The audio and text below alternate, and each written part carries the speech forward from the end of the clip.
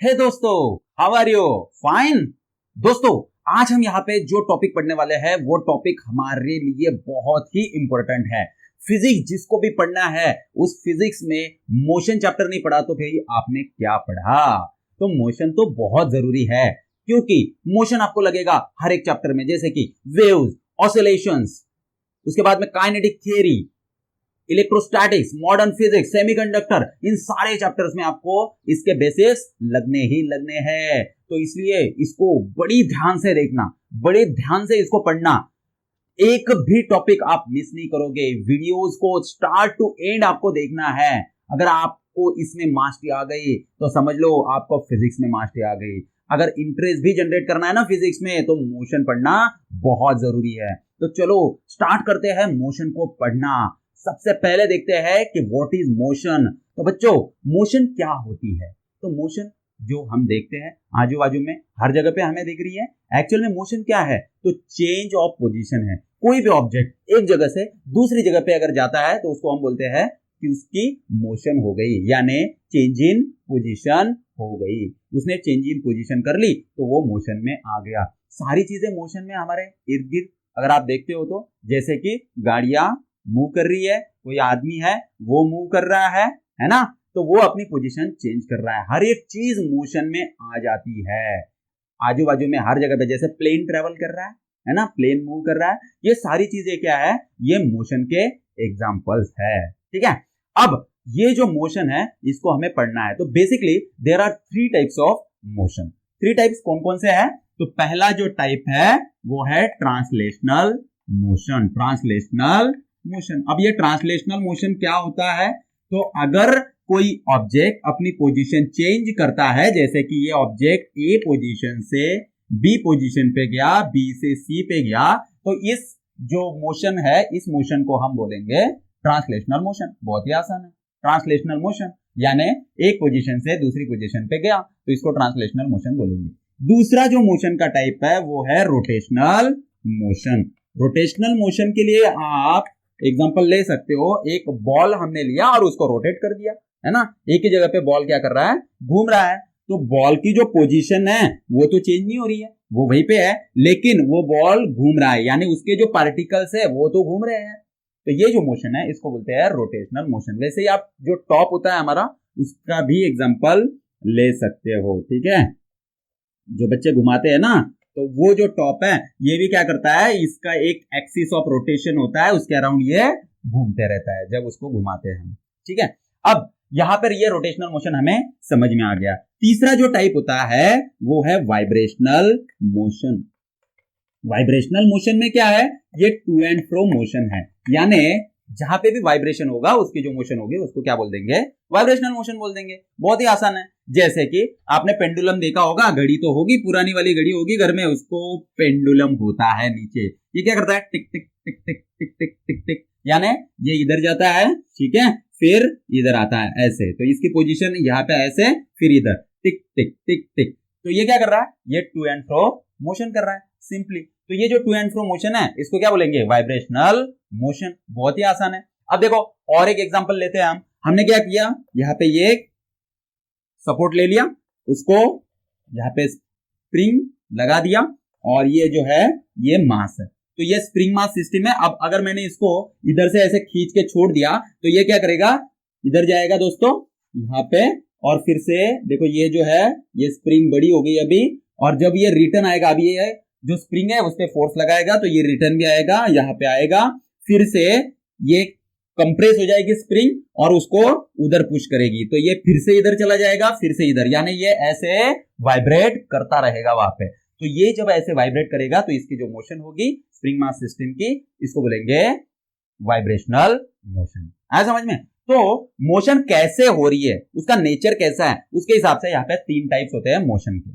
अब डायमेंशन के हिसाब से भी तीन टाइप होते हैं। कैसे? देखो, फर्स्ट जो टाइप है उसमें डायमेंशन के हिसाब से वो है वन डायमेंशनल मोशन। तो वन डायमेंशनल मोशन का अगर एग्जांपल हमें लेना है तो आप कोई भी एग्जांपल ले सकते हो। जैसे कि कोई आदमी है, वो ए पोजीशन से बी पोजीशन पे जा रहा है, तो अब देखो वन डायमेंशनल मोशन किसको बोलेंगे? अगर इसकी डायरेक्शन चेंज नहीं होती, अब ये आदमी यहां से ए पोजीशन से बी पोजीशन को गया, तो इसकी डायरेक्शन अगर चेंज नहीं होती है तो उसको बोलेंगे वन डायमेंशनल मोशन। यानी देखो मैं इसको एक्स एक्सिस बोल देता हूं, ये जो डायरेक्शन है उसको एक्स एक्सिस की डायरेक्शन, तो हम कोऑर्डिनेट सिस्टम को इसको समझने के लिए इस्तेमाल करेंगे। तो एक्स एक्सिस है, एक्स एक्सिस की जो भी डायरेक्शन है, इस एक्स एक्सिस की डायरेक्शन को हम अज्यूम कर लेते हैं कि ये इस डायरेक्शन में है, एक्स एक्सिस इधर है। तो अब ए टू बी जब ये आदमी गया तो वो एक्स डायरेक्शन की डायरेक्शन में मूव हुआ है, इसने ड्यूरिंग द मोशन अपनी डायरेक्शन को चेंज नहीं किया। तो अगर इसने अपनी डायरेक्शन को चेंज नहीं किया है तो इसको बोलेंगे वन डायमेंशनल मोशन, है ना, सिंपल। अब देखो, अब दूसरा देखते हैं टू डायमेंशनल मोशन, तो हमें फर्क समझ में आ जाएगा। तो टू डायमेंशनल मोशन में क्या होगा, देखो अब ये यहां से ए पोजीशन से आदमी ने चलना स्टार्ट किया, बी पोजीशन पे गया, बी से सी पोजीशन पे गया।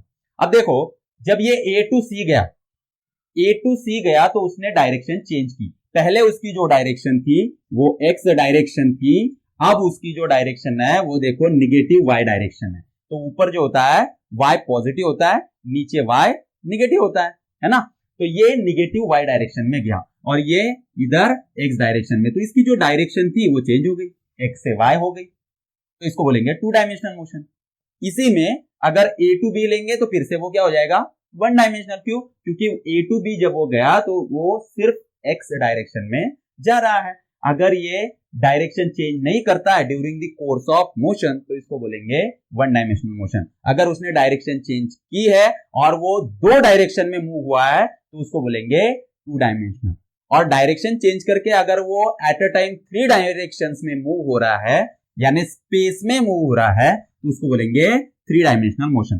पहले टू डायमेंशनल का और एक एग्जांपल मैं आपको देता हूं। जैसे कि आपने जो दोस्तों कैरम बोर्ड खेला होगा ना, उसमें जो स्ट्राइकर होता है उसकी जो मोशन होगी वो टू डायमेंशनल। तो ऐसे कैरम तो आपने सभी ने खेला होगा, है ना।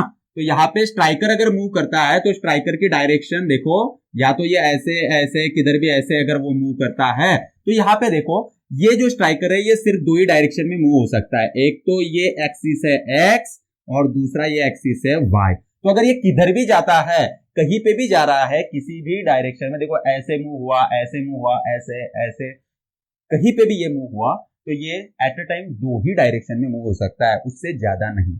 यानी ये मोशन कंस्टेंट है सिर्फ टू डायमेंशंस को, इसलिए इसको बोलते हैं टू डायमेंशनल मोशन। अब थ्री डायमेंशनल मोशन कैसे होगा, तो देखो जब बर्ड मूव कर रहा है, सपोज ये एक रूम है, ये एक रूम है, मैं यहां पे रूम निकाल लेता हूं, ये एक रूम है। अब इस रूम में एक बर्ड है जो मूव कर रहा है, ठीक है। जैसे कि अभी ये भी एक रूम है, तो ये बर्ड यहां से निकला और ये ऐसे मूव कर रहा है, ठीक है, वो कहीं पे भी मूव कर सकता है। अब ये जब बर्ड मूव करेगा तो वो एक्चुअल में तीन डायरेक्शन में, थ्री डायरेक्शंस में मूव हो रहा है। कैसे, तो देखो अब ये बर्ड यहां पे था, ठीक है, अब ये चलो यहां पे आ चुका है, ओके। अब देखो ये जो बर्ड है ये एक्स डायरेक्शन में, या तो फिर मैं ले लेता हूं, चलो छोड़ो इसको, आपको समझने के लिए मैं यहां से लेता हूं इसको यहां तक, ठीक है। अब देखो ये जो बर्ड है ये यहां से इधर गया, यानी ये एक्स डायरेक्शन में मूव हुआ है, ओके, यहां से इधर एक्स डायरेक्शन में। अब देखो ये थोड़ा सा इधर भी गया है इस डायरेक्शन में, ठीक है, इस डायरेक्शन में गया है। ये डायरेक्शन कौन सी है आपकी, ये डायरेक्शन, अब ये एक्स है, ये होता है वाई और ये होता है जेड डायरेक्शन। तो जेड डायरेक्शन जो है वो ये डायरेक्शन है आपकी, तो ये उधर की साइड में मूव हुआ है, इसलिए इसको क्या बोलेंगे, माइनस जेड डायरेक्शन। तो देखो ये हमारे साइन कन्वेंशन है, जैसे इधर एक्स एक्सिस होता है तो इधर माइनस एक्स एक्सिस होता है, इधर वाई एक्सिस तो नीचे माइनस वाई, इधर जेड एक्सिस तो इधर माइनस जेड एक्सिस होता है। तो यहाँ पे हमने ये तीन एक्सिस ले लिए। अब ये जो मूव कर रहा है ना, ये यहां से यहां पे जब मूव कर रहा है तो उसके पास एक तो लेंथ है, दूसरा विड्थ है और तीसरा उसके पास हाइट भी है। अब इसको समझने के लिए मैं आपको यहीं पे एक एग्जांपल देता हूं, आपको इससे समझ में आया होगा तो ठीक है, नहीं तो मैं यहीं पे आपको समझाता हूं। सपोज ये जो चौक है, ये चौक यहां से इधर ऐसे मूव हुआ, ठीक है, यहां से इधर ऐसे मूव हुआ तो क्या होगा, देखो इसने एट ए टाइम 3 डायरेक्शन में ये मूव हुआ। कैसे, तो पहले तो इसका इधर शिफ्टिंग हुआ है, देखो ये यहां से यहां पे गया ना, तो इधर एक शिफ्टिंग हुआ है, इसको बोलेंगे एक्स डायरेक्शन, ठीक है।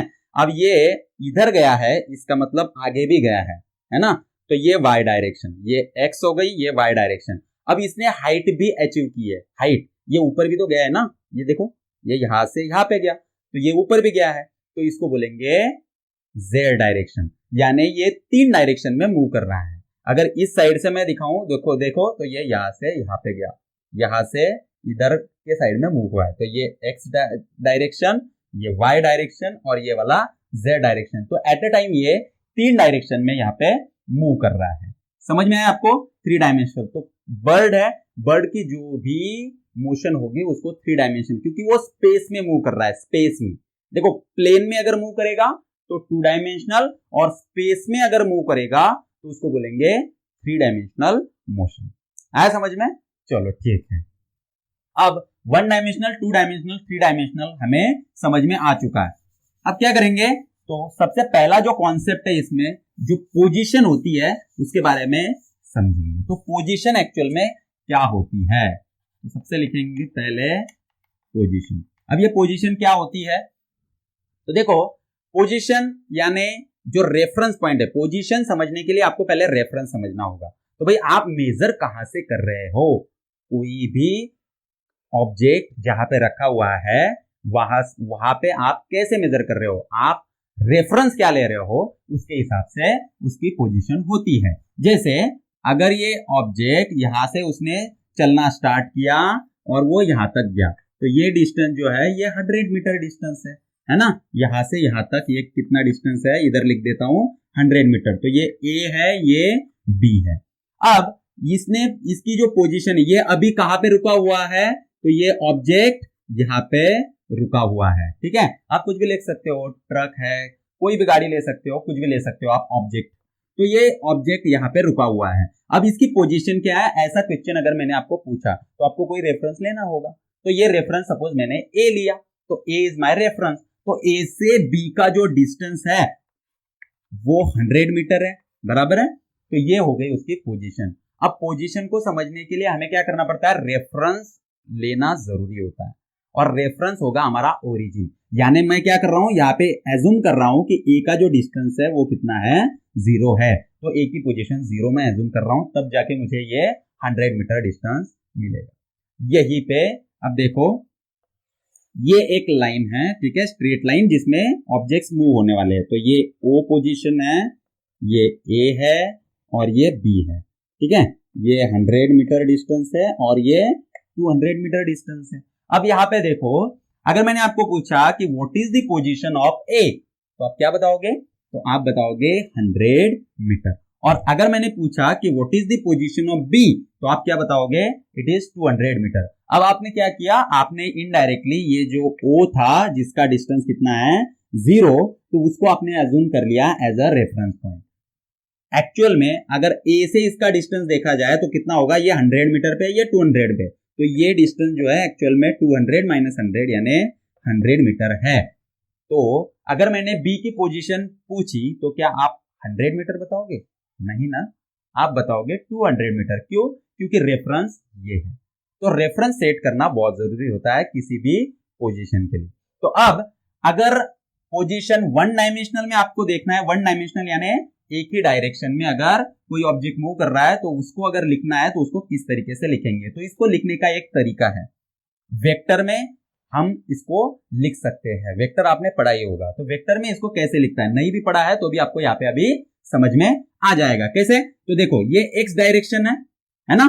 तो अगर मैं पोजीशन लिखता हूं ए की, अभी इसको रफ कर देते हैं, अगर मैं पोजीशन ए की लिखता हूं तो क्या होगा, ए का पोजीशन वेक्टर अगर मुझे लिखना है तो मैं लिखूंगा ओ ए बार। तो ओ ए वेक्टर, इसको हम ऐसे लिखते हैं। देखो ये जो वेक्टर है, वेक्टर के लिए हम क्या करते हैं, ये वाला जो एरो है उसको इस्तेमाल करते हैं। इसका मतलब क्या होता है, वेक्टर। तो ओ ए जो वेक्टर है उसको किस तरीके से लिखेंगे हम, तो उसको लिखेंगे, उसका जो पोजीशन है वो कितना है, 100 मीटर है, तो उसका मैग्नीट्यूड लिख दिया और उसकी डायरेक्शन ये एक्स। तो कोई भी वेक्टर अगर x डायरेक्शन में मूव करता है तो उसको हम उसकी जो डायरेक्शन है वो एक यूनिट वेक्टर से दिखाते हैं, यूनिट वेक्टर i से।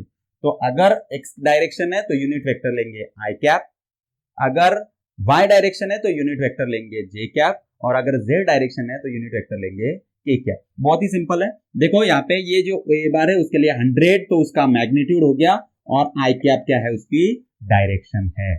तो यहाँ पे डायरेक्शन डिफाइन, देखो जो पोजीशन है ना उसमें डायरेक्शन बहुत इंपॉर्टेंट होती है, यानी ये किस डायरेक्शन में मूव हो रहा है ये हमें वहां से समझ में आता है। तो ये जो डायरेक्शन डिपेंडेंसी है इसकी वजह से ये जो पोजीशन है ये वेक्टर क्वांटिटी है, क्योंकि इसके पास यहाँ पे दो चीजें हैं। देखो एक है मैग्नीट्यूड और दूसरा है उसकी डायरेक्शन। ये डायरेक्शन है आई कैप और मैग्नीट्यूड कितना है, 100 है। तो मैग्नीट्यूड और डायरेक्शन इसके पास है, इसलिए इसको क्या बोलेंगे, वेक्टर क्वांटिटी बोलेंगे। ये तो हो गया एक्स, यानी वन डायमेंशनल में हमने इसको देख लिया। अब देखते हैं टू डायमेंशन में। तो पोजीशन को अगर टू डायमेंशन में आपको देखना है तो आप कैसे उसको निकाल सकते हो, टू डायमेंशनल मोशन। तो अभी टू डायमेंशन में मुझे पोजीशन डिफाइन करनी है, तो कैसे करेंगे। देखो एक ऑब्जेक्ट है जो इधर 3 मीटर गया और इधर यहाँ पे ये 4 मीटर आया। मैं यहाँ पे इसको O बोल देता हूं, यहाँ पे A और ये B। अब देखो इसकी जो पोजीशन है, इसकी पोजीशन को आप कैसे लिख सकते हो, बहुत ही आसान है। अभी अभी मैंने बताया, तो ये जो डायरेक्शन होती है हमारी, जनरली इसको x डायरेक्शन हम एज्यूम करते हैं, इसको y डायरेक्शन। अभी अभी मैंने बोला कि x डायरेक्शन में जो यूनिट वेक्टर होता है वो i कैप होता है, और y डायरेक्शन में जो होता है वो j कैप होता है। तो इसकी पोजीशन आपको लिखनी है, इस b की पोजीशन आपको लिखनी है। तो कैसे लिखोगे आप, तो आपको क्या लिखना है, देखो O B vector. O B vector कैसे लिखोगे, तो इसका पहले लिखेंगे x मैग्नीट्यूड। तो x डायरेक्शन में कितना मूव हो रहा है, ये हो रहा है 3 मीटर, तो ये हो गया 3, और इसकी डायरेक्शन कौन सी है, इधर मूव होने की आई कैप। तो आई डायरेक्शन में 3 मैग्नीट्यूड है, यानी x डायरेक्शन में 3 मैग्नीट्यूड है, प्लस ये इधर भी जा रहा है j डायरेक्शन में, उसका मैग्नीट्यूड उधर कितना है 4, और ये j कैप है ना। तो ये y डायरेक्शन में जो यूनिट वेक्टर है उसको क्या बोलते हैं, हम j कैप बोलते हैं। तो ये OB बार कितना हो गया, 3i cap plus 4j cap हो गया। ओके, तो ये कैसे निकालते हैं आपको समझ में आ गया होगा। और एक बोलता हूं, देखो चलो यहाँ पे मैं ये डायरेक्ट अभी कोऑर्डिनेट एक्सिस पे दिखा देता हूं आपको। ये एक्सिस है, ये y एक्सिस है, ये x एक्सिस है, ठीक है। अब यहाँ पे एक पोजीशन है P, तो ये जो पोजीशन है इसके कोऑर्डिनेट लिख देंगे। तो ये सपोज इधर है 2 मीटर, तो 2 पहले लिखेंगे, x कोऑर्डिनेट को पहले लिखते हैं हम, देन y कोऑर्डिनेट को, तो ये इधर 3 है, तो ये P, और ये है ओरिजिन आपका O। तो ओरिजिन जो होता है उसके कोऑर्डिनेट्स होते हैं 0 0। अब इसका वेक्टर मुझे निकालना है, तो स्टार्टिंग कहां से होगी, ओरिजिन से उस पोजीशन तक। तो ये वेक्टर मैंने यहाँ पे निकाल लिया। ये जो वेक्टर होगा उसको क्या बोलेंगे, OP वेक्टर। ये OP जो वेक्टर है वो क्या होगा, तो सिंपली इसका x डायरेक्शन में मैग्नीट्यूड कितना है, तो वो 2 मैग्नीट्यूड है, जो कि हमने यहाँ पे लिखा है। तो मैग्नीट्यूड 2, और उसकी डायरेक्शन कौन सी है, आई कैप, प्लस इसका मैग्नीट्यूड इधर y डायरेक्शन में कितना आएगा 3, और उसकी डायरेक्शन j कैप। तो ये आ गया आपका 2 डायमेंशनल वेक्टर, पोजीशन वेक्टर। अब 3 डायमेंशनल पोजीशन वेक्टर अगर आपको निकालना है तो आप कैसे निकालोगे। तो 3 डायमेंशनल के लिए हम क्या करेंगे, यहां पे अभी 3 एक्सिस लेंगे। तो ये है आपका x एक्सिस, ये है y, और ये है z एक्सिस। अब यहाँ पे एक पोजीशन मैंने ले ली, यहाँ पे ये पोजीशन, इसको P पॉइंट बोलते हैं। अब सपोज इसका x डायरेक्शन में जो डिस्टेंस है वो 2 मीटर है, y डायरेक्शन में जो डिस्टेंस है वो 3 मीटर है, और z डायरेक्शन में जो डिस्टेंस है वो 4 मीटर है। ओके, तो x y z तीनों हमने यहाँ पे लिख लिए। अब इसका जो वेक्टर है वो अगर आपको निकालना है तो ये O है, और यहां से यहाँ पे वेक्टर, तो ये जो वेक्टर है उसको बोलेंगे OP बार। तो कभी भी पोजीशन जो होती है उसके लिए रेफरेंस लगता है, और रेफरेंस क्या है, ये है यहाँ पे 0 0 0, इसकी पोजीशन। इनिशियल स्टार्टिंग पॉइंट की पोजीशन। तो स्टार्ट हमेशा यहां से होगा रेफरेंस पॉइंट से, तो ये रेफरेंस हमारा 0 0 0 है। तो ओपी बार कैसे लिखेंगे? अब देखो ये एक्स कोऑर्डिनेट है, ये वाई है, ये जेड है। एक्स कोऑर्डिनेट का मैग्नीट्यूड 2 है, उसकी डायरेक्शन कौन सी होगी? तो एक्स के लिए यूनिट वेक्टर जो है उसको हम आई कैप बोलते हैं, तो ये आएगा 2 आई कैप, ये प्लस करके y का मैग्नीट्यूड, उसकी डायरेक्शन किस लेटर से दिखाते हैं? जे कैप से, और ये 4 इसका मैग्नीट्यूड z डायरेक्शन में, और उसको दिखाते हैं हम यूनिट वेक्टर के कैप से, उसकी डायरेक्शन को दिखाते हैं। ये जो ओपी बार है इसका अगर मैग्नीट्यूड निकालना है तो वेक्टर में हमने पढ़ा हुआ है, कैसे निकालेंगे देखो। तो ये जो i का कोएफिशिएंट है उसका क्या करेंगे? स्क्वायर करेंगे। तो यहाँ पे ये टोटल टर्म को ले लेंगे स्क्वायर में, फिर लिखेंगे i का कोएफिशिएंट उसका स्क्वायर प्लस j का कोएफिशिएंट उसका स्क्वायर प्लस k का कोएफिशिएंट और उसका स्क्वायर। तो इस तरीके से आप मैग्नीट्यूड को निकाल सकते हो। कितना आएगा मैग्नीट्यूड? 2 का स्क्वायर 4 प्लस 3 का स्क्वायर 9 प्लस 4 का स्क्वायर 16, ये हो गया 13 प्लस 16 अंडर रूट 29। तो ओपी जो मैग्नीट्यूड है, देखो इसका जो मैग्नीट्यूड है ओपी वो कितना आएगा? अंडर रूट 29 आएगा। समझ में आया आपको? ओके चलो ठीक है। अब देखो यहाँ पे ये जो था इसको भी निकाल सकते हैं हम, क्या आएगा इसका? Under root 3 square plus under root 4 square, ठीक है। तो ये आएगा under root 3 square plus 4 square. दोनों को अंडर रूट नहीं आएगा, सिर्फ एक ही सिंगल अंडर रूट आएगा जिसके अंदर आपको 3 का स्क्वायर प्लस 4 का स्क्वायर लिखना है। आ गया समझ में? तो इस तरीके से वेक्टर का मैग्नीट्यूड भी आसानी से निकल जाता है। अब हम देखेंगे what do you mean by displacement. तो डिस्प्लेसमेंट क्या होता है? तो नई टर्म है हमारी डिस्प्लेसमेंट। चलो देखते हैं डिस्प्लेसमेंट क्या होता है। इसको मैं रफ कर देता हूं। अब ये जो डिस्प्लेसमेंट है बहुत ही इंपॉर्टेंट चीज है, डिस्प्लेसमेंट। अब देखो दोस्तों डिस्प्लेसमेंट क्या होता है? डिस्प्लेसमेंट यानी डिस्प्लेस होना, यानी प्लेस चेंज होना, एक जगह से दूसरी जगह पे जाना। तो ये होता है डिस्प्लेसमेंट, यानी एक पोजीशन से दूसरी पोजीशन जाना। तो ऑब्जेक्ट जहां से स्टार्ट करेगा उसको बोलेंगे इनिशियल पोजीशन, और ऑब्जेक्ट जहां पे एंड करेगा उसको बोलेंगे फाइनल पोजीशन। तो एक्चुअल में डिस्प्लेसमेंट होता क्या है? Displacement means change in position. एक जो पोजीशन चेंज हो रही है, तो डिस्प्लेसमेंट का फॉर्मूला क्या हो जाएगा? डिस्प्लेसमेंट मैं दिखाता हूं एस लेटर से। तो displacement S is equal to final position minus initial position. तो ये हो जाएगा final position minus initial position. तो ऑब्जेक्ट सपोज एक straight line motion, one dimensional motion का हम एग्जांपल लेंगे। तो वन डायमेंशन में यहां पे लिख देता हूं वन डायमेंशन। तो वन डायमेंशन में देखो, अगर सपोज ये है रेफरेंस O, ये है A पोजीशन, ये है B पोजीशन और ये है C पोजीशन। ये 100 मीटर पे है, ये 200 मीटर पे है और ये -50 मीटर पे है।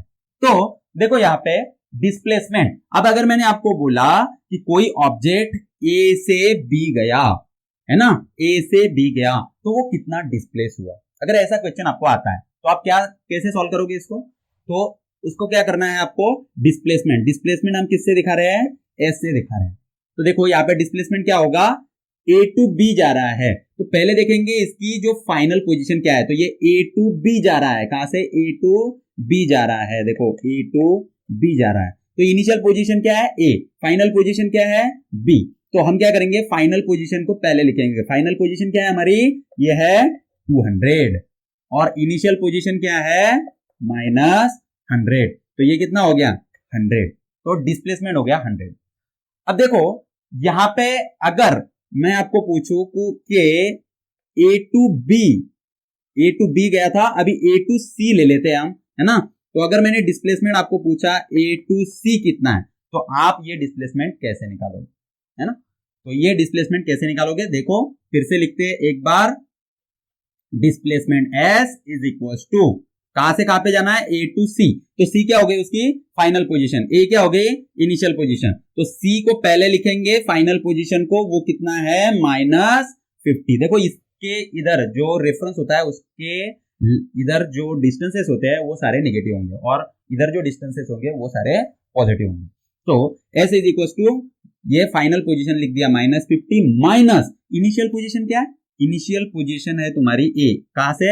ए से डिस्प्लेस हुआ है, तो ए पोजीशन क्या है? 100, तो -50 -100 ये हो गया -150। अब देखो दोस्तों, ये जो डिस्प्लेसमेंट है ये भी एक वेक्टर क्वांटिटी है। वेक्टर का मतलब क्या होता है? ये डायरेक्शन डिपेंडेंट है। अब देखो, ये यहां से इधर गया तो ये जो डायरेक्शन है ये एक्स डायरेक्शन है। अगर ये इसने डायरेक्शन चेंज की तो जो डिस्प्लेसमेंट है उस पर इफेक्ट हो जाता है, इसलिए ये भी एक डायरेक्शन डिपेंडेंट क्वांटिटी है। इसको बोलते हैं हम वेक्टर क्वांटिटी, है ना। अब 2 डायमेंशनल में वेक्टर कैसे होता है ये डिस्प्लेसमेंट का, उसको देखते हैं। चलो, तो यहाँ पे ये 2 डायमेंशनल मैंने ले लिया, ये एक्स एक्सिस है, ये वाई एक्सिस है। अब देखो, कोई ऑब्जेक्ट यहाँ पे था, ए ऑब्जेक्ट यहाँ पे था, ए ऑब्जेक्ट यहां से यहाँ पे गया, बी तक गया, तो उसकी इनिशियल पोजीशन हो गई ए, और वो कहां पे गया? बी पोजीशन पे गया। अब इसके कोऑर्डिनेट आपको दिए है 2 3, और इसके कोऑर्डिनेट दिए है 4 और 5। तो हम क्या करेंगे, यहां पे अगर आपको डिस्प्लेसमेंट निकालना है तो उसके लिए सिंपल सा फॉर्मूला क्या है? Final position minus initial position. तो पहले यहां पे देखो, यहां पे अभी हमें 2 डायमेंशन में है, 2 डायमेंशन में है, तो इसको पहले लिख लेंगे वेक्टर फॉर्म में। वेक्टर फॉर्म में लिखेंगे तो जो ए है, ए का जो वेक्टर आएगा वो ए का वेक्टर क्या आएगा? पोजीशन वेक्टर ए का क्या आएगा? तो मैं पहले यहाँ पे पोजीशन वेक्टर लिख लेता हूं। उसके लिए रेफरेंस लेना होगा, रेफरेंस 0 0 है यहाँ पे, तो ओ हमारा रेफरेंस है जिसके कोऑर्डिनेट है 0 0। तो ओ ए बार ये जो है ये है पोजीशन वेक्टर, किसका? इनिशियल पोजीशन का वेक्टर है। इसको कैसे लिखेंगे? तो देखो, इसका मैग्नीट्यूड कितना है? 2, और डायरेक्शन कौन सी है? पहले लिखा है, फर्स्ट जो क्वांटिटी होती है वो एक्चुअल में एक्स होती है, तो एक्स की डायरेक्शन हो गई आई कैप, तो ये हो गया 2i cap plus 3j cap, क्योंकि ये y डायरेक्शन में 3 यानी y का कोऑर्डिनेट है, इसलिए 3j कैप। तो ये आ गया मेरा initial position vector O A bar. अब मुझे निकालना है O B bar, final position vector. तो उसको कैसे निकालेंगे? तो ये x कोऑर्डिनेट है, उसको लेंगे, फिर x की डायरेक्शन वेक्टर होता है i कैप, तो 4i कैप हो गया, प्लस करके 5, और y का डायरेक्शन वेक्टर होता है j कैप, तो 4i cap plus 5j cap. अब ये दोनों पोजीशन वेक्टर है, ओ ए बार और ओ ए ओ बी वेक्टर। तो ओ ए और ओ बी ये दोनों जो वेक्टर है ये पोजीशन वेक्टर है। और अभी आपको क्या निकालना है? अभी आपको निकालना है डिस्प्लेसमेंट वेक्टर। तो डिस्प्लेसमेंट वेक्टर क्या है हमारा? ए टू बी गया है, तो इसको बोलेंगे यस ए बी, है ना। तो यस ए बी मैंने उसको बोल दिया, इसकी फाइनल पोजीशन बी है, यानी फाइनल वेक्टर क्या है? Position vector O B bar. तो इसको मैं लिखता हूं O B vector minus O A vector. ये इनिशियल पोजीशन है या फाइनल पोजीशन है? तो O B vector minus O A vector. O B क्या है बोलो? ओ बी है 4i cap plus 5j cap minus O A vector क्या है? ये है 2i cap plus 3j cap. अब देखो, इसको सब्ट्रैक्शन करेंगे तो 4i cap plus 5j cap, ये साइन दोनों को मिल जाएगा, माइनस माइनस, तो ये हो गया minus 2i cap minus 3j cap is equal to 4i cap minus 2i cap कितना होता है? 2i cap plus 5j cap minus 3j cap कितना होता है? 2j cap. तो इसका आंसर आया हमारा, ये भी वेक्टर क्वांटिटी है, तो इसका आंसर आया 2i cap plus 2j cap. तो ये है 2 डायमेंशनल मोशन में डिस्प्लेसमेंट वेक्टर। कैसे निकालते हैं समझ में आया आपको? ओके, चलो ठीक है, आगे चलते हैं। अगर आपको 3 डायमेंशन में डिस्प्लेसमेंट वेक्टर निकालना है तो उसको कैसे निकालेंगे? 3 डायमेंशन में आपको निकालना है, कैसे निकालेंगे? तो अभी देखो, यहाँ पे ये है आपका x, ये y, और ये डायरेक्शन है आपकी z। तो यहाँ पे सपोज मैं एक पॉइंट ले लेता हूं, यहाँ पे ये 2 3 -1 और ये 4 2 प्लस 2, ठीक है, या तो फिर 2 ही रहने दो। ओके, चलो, अब ये जो पोजीशन है इसको b बोल देते हैं, इसको a बोल देते हैं। अब इसका क्या निकालना है आपको? 3 डायमेंशनल में डिस्प्लेसमेंट वेक्टर निकालना है। तो इसको कैसे निकालेंगे?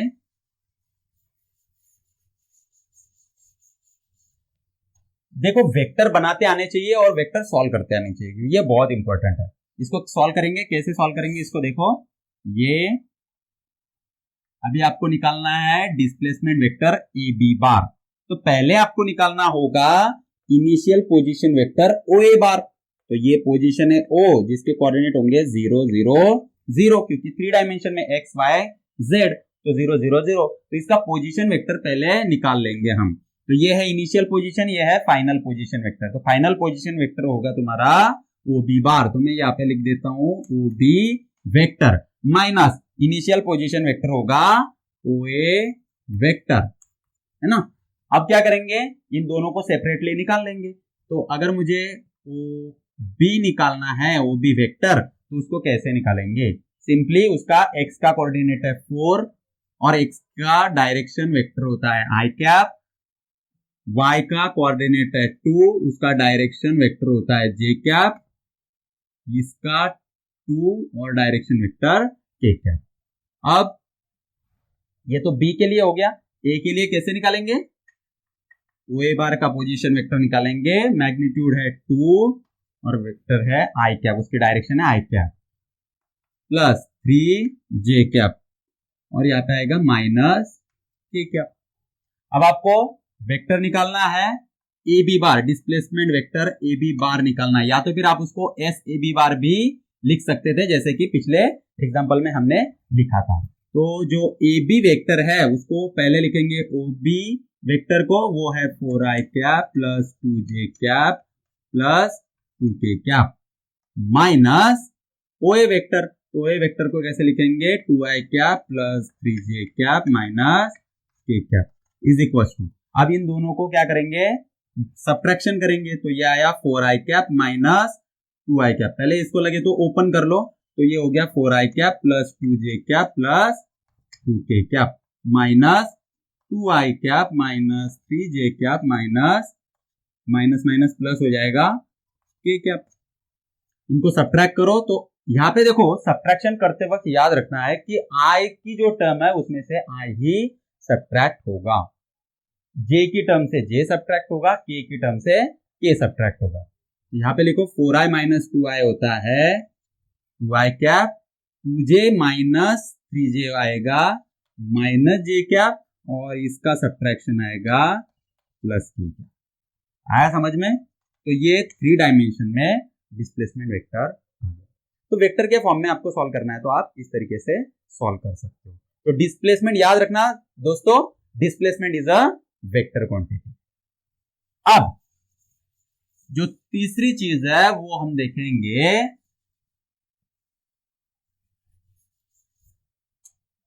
जिसको हम बोलते हैं डिस्टेंस, या तो फिर इसको दूसरा भी नाम है पाथ लेंथ। तो डिस्टेंस या तो फिर पाथ लेंथ एक्चुअल में होता क्या है? डिस्टेंस ले लो या तो फिर पाथ लेंथ, ये एक्चुअल में होता क्या है? अब देखो, डिस्टेंस और डिस्प्लेसमेंट इसमें क्या डिफरेंस है ये समझ में आ गया, तो आप इसका जो डिस्टेंस का मतलब है वो आपको समझ में आएगा। सिंपली अगर कोई ऑब्जेक्ट जो ट्रैवल कर रहा है उसका जो भी डिस्टेंस होगा ट्रैवलिंग का, उसको बोलेंगे पाथ लेंथ या तो फिर डिस्टेंस ट्रैवल्ड। अब देखो एग्जांपल से समझाता हूं। यहाँ पे ये ऑब्जेक्ट यहां से ओरिजिन से स्टार्ट किया इसने, ये ए पोजीशन 100 मीटर पे है, ये बी पोजीशन फिर से 200 मीटर पे। ओके, तो ये कॉमन एग्जांपल हमने ले लिया। अब देखो यहाँ पे ये O से B गया, यानी कितना? देखो यहाँ पे मैं लिख देता हूं, ये O to B गया पहले और फिर B से A आया, O to B गया फिर B से A आया। तो इसने कितना डिस्टेंस ट्रेवल किया? तो डिस्टेंस कितना ट्रेवल हुआ देखो, O to B then B to A। तो O to B कितना डिस्टेंस है? टोटल ये 200 मीटर डिस्टेंस है, प्लस B to A कितना डिस्टेंस है? ये 100 मीटर डिस्टेंस है। तो ये 200 प्लस 100 ये हो गया 300 मीटर। तो इसने कितना डिस्टेंस ट्रैवल किया? इसने 300 मीटर डिस्टेंस ट्रैवल किया। अब अगर यही मैं आपको डिस्प्लेसमेंट के लिए पूछता तो आप इसका आंसर क्या लिखते? तो ये O से स्टार्ट किया, B पे गया, B से A, तो इसकी इनिशियल पोजीशन क्या हो गई दोस्तों? इसकी इनिशियल पोजीशन O है, इसकी इनिशियल पोजीशन O है और फाइनल पोजीशन A है। तो इसका डिस्प्लेसमेंट हमारे लिए आता डिस्प्लेसमेंट।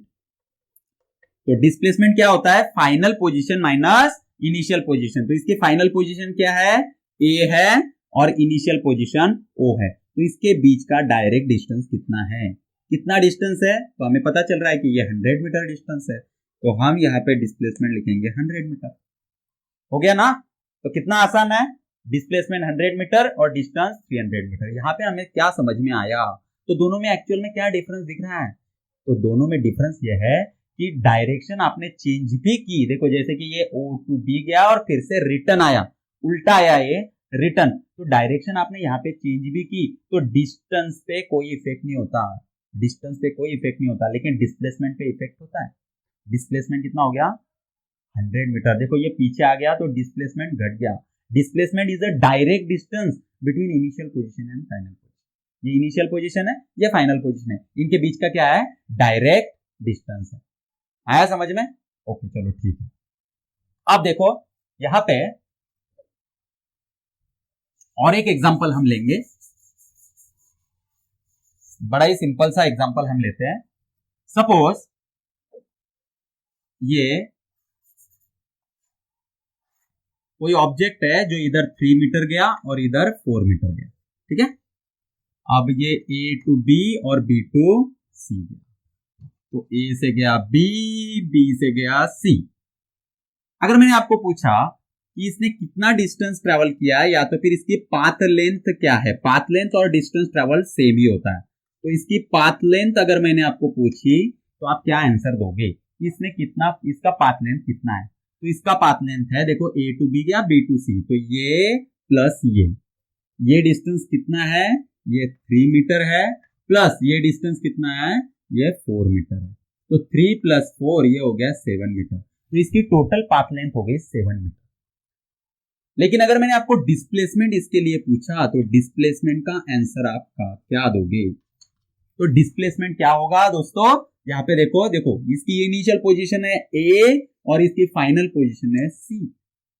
तो final position minus initial position, या तो फिर ये डायरेक्ट डिस्टेंस, ये डायरेक्ट डिस्टेंस। अब ये 2 डायमेंशन में है तो आपको निकालना है ये डायरेक्ट डिस्टेंस। तो इसको निकालने का तरीका क्या है? ये आपको यहाँ पे AC जो है ये आपका डिस्प्लेसमेंट है एक्चुअल में, AC। तो इसको कैसे निकालेंगे? तो इसको निकालने के लिए हमारे पास पाइथागोरस है, पाइथागोरस थ्योरम। तो ये जो फॉर्मूला राइट एंगल का, इसको हम इस्तेमाल कर सकते हैं। कैसे निकलेगा? तो AC square is equal to AB square plus BC square, और ये AB कितना है? 3 का स्क्वायर प्लस BC 4 का स्क्वायर। AC कितना है? निकालना है AC स्क्वायर। ये आ जाएगा तुम्हारा 25, 3 स्क्वायर प्लस 4 स्क्वायर, ये AC स्क्वायर है, तो AC कितना आया? ये आया 5। अगर स्क्वायर रूट लेंगे तो AC इज 5। तो अगर आपको डिस्प्लेसमेंट निकालना है तो आप इस तरीके से निकाल सकते हो, या तो फिर दूसरा तरीका है वेक्टर का। वेक्टर में इसको कैसे, जैसे कि हमने ये लिया था, तो वेक्टर में इसको ही सॉल्व करना है आपको। तो वेक्टर में कैसे सॉल्व करेंगे इसी न्यूमेरिकल को? तो देखो ये x डायरेक्शन है, इसलिए इधर i कैप यूनिट वेक्टर होगा, और इधर y डायरेक्शन है इसलिए j कैप यूनिट वेक्टर होगा। तो c के जो कोऑर्डिनेट होंगे वो हो गए, x कोऑर्डिनेट होगा 3 और y कोऑर्डिनेट होगा 4। ये इसको हम रेफरेंस लेंगे, इसके कोऑर्डिनेट 0 0, और ये जो b है इसके कोऑर्डिनेट कितने होंगे? तो ये x एक्सिस पे है, x एक्सिस पे इसका डिस्टेंस है 3 मीटर और y एक्सिस पे इसका डिस्टेंस है 0। देखो ये y, तो ये x एक्सिस पे जो होता है उसका y एक्सिस 0। अब आपको क्या करना है? आपको AC बार निकालना है। तो ये AC वेक्टर यानी डिस्प्लेसमेंट वेक्टर आपको निकालना है। कैसे निकालोगे आप? तो इसको सिंपली ये हो जाएगा 3 - 0 3i cap plus 4j cap. अब इसको वेक्टर में कन्वर्ट करना है आपको, इसका मैग्नीट्यूड निकालना है एक्चुअल में। तो मैग्नीट्यूड कैसे निकालेंगे? जैसे मैंने बताया था, i का जो कोएफिशिएंट है उसका स्क्वायर प्लस j का कोएफिशिएंट उसका स्क्वायर, ये हो गया 3 का स्क्वायर 9 प्लस 16 अंडर रूट 25 यानी 5। तो ऐसे भी आप इसको निकाल सकते हो, कैसे भी निकाल सकते हो। तो यहां पे हमें समझ में आया कि जो डिस्टेंस होता है, डिस्टेंस डायरेक्टली जो टोटल पाथ आपने ट्रेवल किया है उसको डिस्टेंस बोलते हैं, और जो डायरेक्ट डिस्टेंस होता है उसको एक्चुअल में आप डिस्प्लेसमेंट बोलते हो।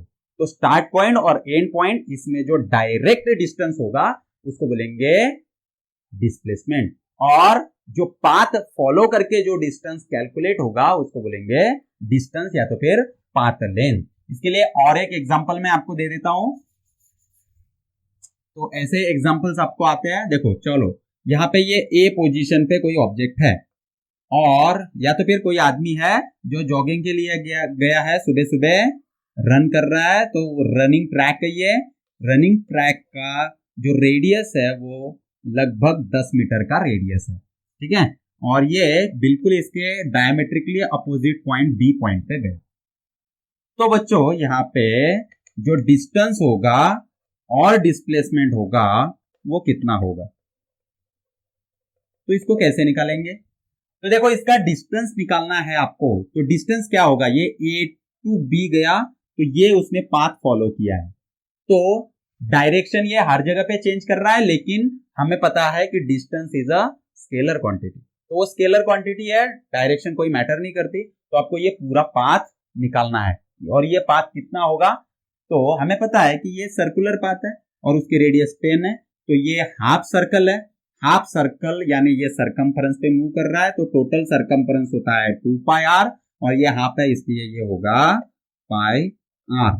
तो पाई होता है 3.14 इंटू आर, रेडियस है 10 मीटर, तो ये हो गया 31.4 मीटर। तो जो मैंने डिस्प्लेसमेंट में लिख दिया इसको, गलत हो गया।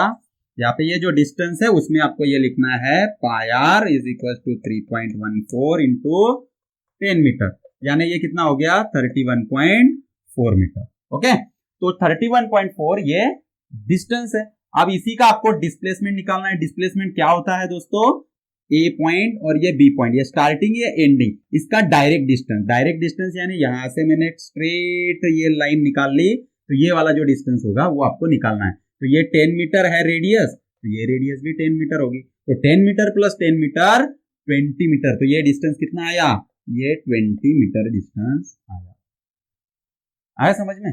तो डिस्टेंस और डिस्प्लेसमेंट, इसका जो डिफरेंस था उसको हमने यहाँ पे पढ़ लिया है, और आपको, मुझे लगता है कि आपको ये पूरा डिटेल में समझ में आ गया होगा। ये जो कॉन्सेप्ट है ये एक्चुअल में बेसिक्स है, डिस्टेंस, डिस्प्लेसमेंट, पोजीशन, ये सारे बेसिक्स है, और मैंने वेक्टर के साथ में इसको एक्सप्लेन कर दिया ताकि आपने अगर वेक्टर नहीं पढ़ा है तो भी आपको ये यहाँ पे समझ में आए, क्योंकि ये आगे के जो हमारा जो टॉपिक्स है उन टॉपिक्स के लिए ये बहुत जरूरी कॉन्सेप्ट्स हैं। ये वेक्टर के फॉर्म में भी आपको आना बहुत जरूरी है।